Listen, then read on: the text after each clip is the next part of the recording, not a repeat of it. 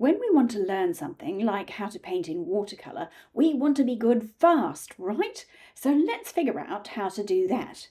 Now, the best way to learn faster is to paint more. Now, before you click away, because you already know that, I've got 3 practical tips that I found to be very helpful for putting the fun back into painting and keeping it interesting, which is really what makes us want to paint more. And actually, I think the third tip that I'm going to share has really become my guiding light and shaped a lot of how I paint now. But first things first. It makes perfect sense that the more you enjoy painting, the more you're going to want to actually do it. And part of what makes painting fun is the novelty of learning something new. My first tip is all about novelty. When you first start watercolour, everything is new, so the novelty is baked in.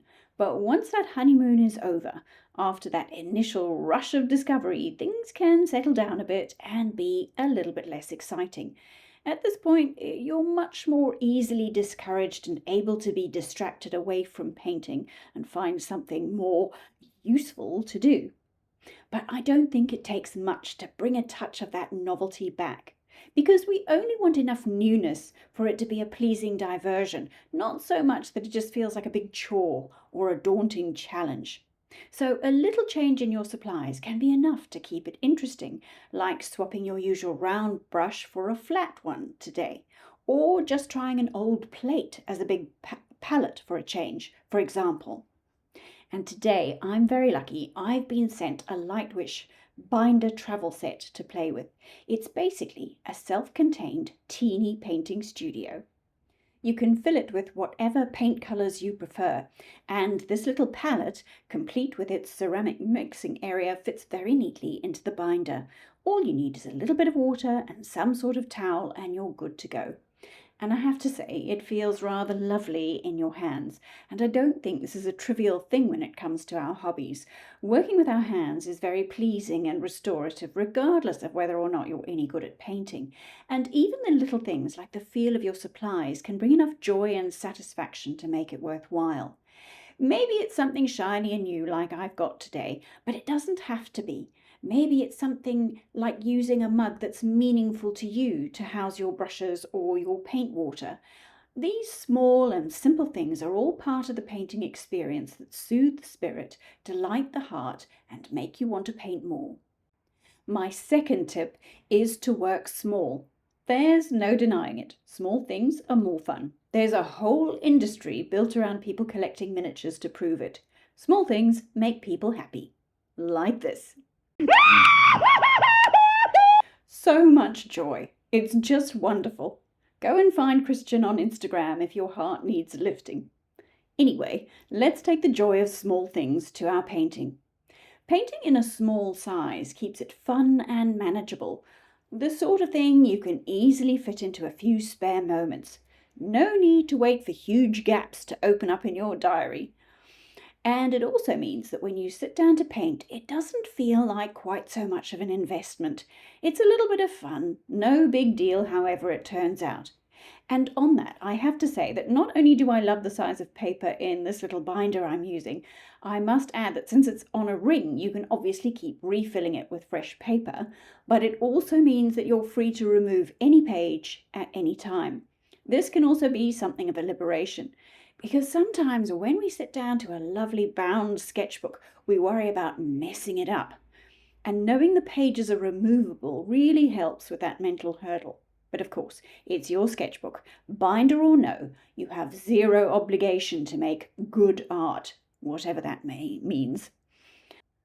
With cute little pages like this, I'm finding it hard not to turn the page and do another one. Whether you like what you've painted or not, this inclination to paint just one more is all you need to learn faster. And I still have one more tip to keep you doing just that. Tip number 3 is parameters. I used to call these limits or constraints, but that sounds deceptively negative, like you're holding yourself back or making it even harder. But really, giving yourself a few parameters just keeps painting simple. And they can also make it a bit more of a game.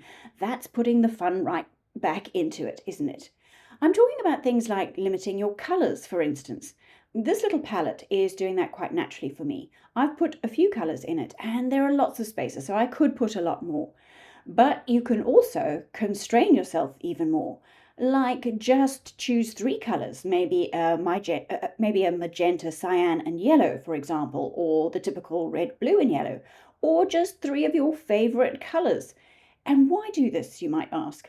I'm not going to say something boring like, well, you need to learn to mix your colours. That'll probably be a happy automatic side effect, but it's not the main point. You'll also end up with a harmonious painting. When colours are limited, you typically have a more cohesive and pleasing result.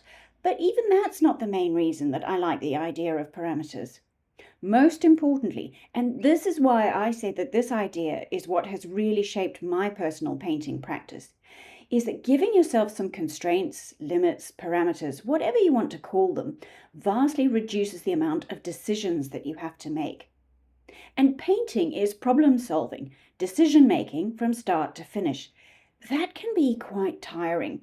The more decision demand we experience, the more energy we need.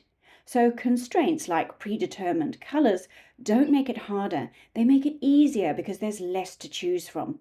And restraining your colour scheme is only one way of adding some constraints. You can simplify your painting process in other ways, like giving yourself a time limit, a 10-minute painting perhaps, or predetermine the subject matter. This sketchbook will be full of landscapes. That's something you could choose.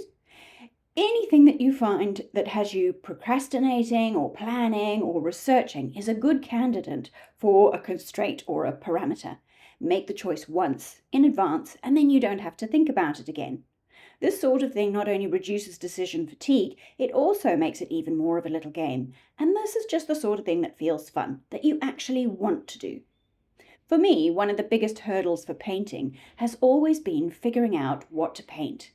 But a few years ago, I decided to work in a monthly series. Paint a single subject for a month. Those are my parameters.